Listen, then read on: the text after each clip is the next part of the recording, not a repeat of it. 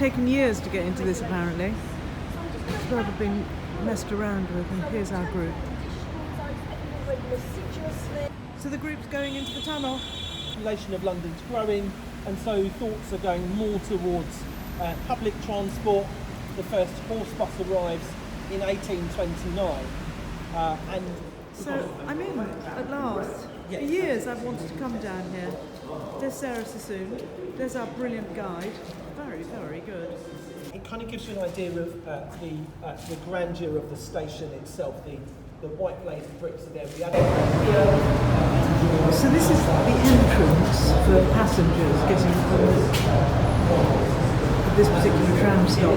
Look at the riser of these steps. Charming. This is what it's like in Holborn, which is by Holborn Tube. And this would have been where people rather dangerously had to come into the middle of the road to go into the tram stop.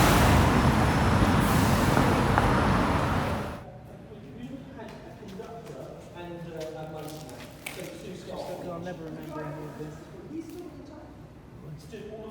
Gorgeous. You're like the LCC dignitaries, Herbert Morrison, for example, who was here at the opening. He described this station and the other station as models of brightness, cheer, like at the time, quite shiny with all the adverts around as well. These white bricks really bouncing the light off as well. So really quite a lovely station. Sets, bringing down your torches, you can see wood grain. Why have we got wooden sets, SEWTS, and not cobbles? Because they're a lot cheaper. Because tram track and conduit needs quite a lot of maintenance.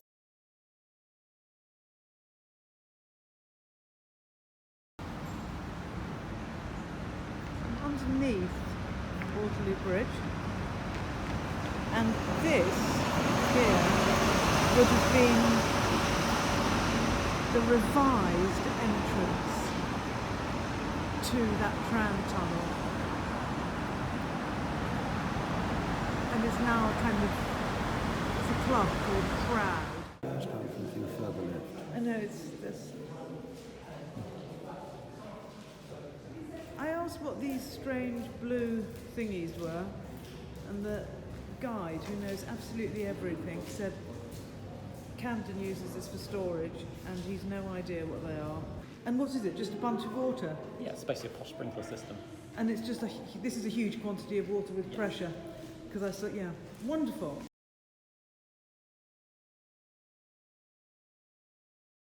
We just found this abandoned bicycle in the tunnel. It looks quite modern. Still, he obviously hit that wire. No, the cable. So this is a load of old iron. So it looks like it's some of the old ironwork from when Kingsway was first built, because I saw something like this in one of the photographs. And look at this massive, I don't know what that is, but it's big. A huge number of old lampposty things. So that bit went underground, I think. That was the base of it. And then at that point, it was above ground.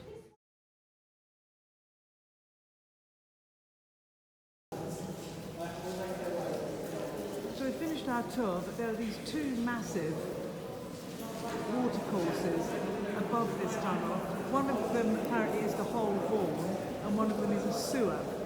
Now, if you think of Sloane Square Station, and the West Vaughan goes over Sloane Square in a duct that's a fraction the size of that, so I'm slightly puzzled by this. I've just had a Damascene moment. So, at some point, this was Strandland Underpass is where the original Kingsway tram tunnel was. And what I want to know is, once the trams weren't using it in about the 1960s, it was decided to put it was too small for buses. So it was decided to let cars go in this bit of it.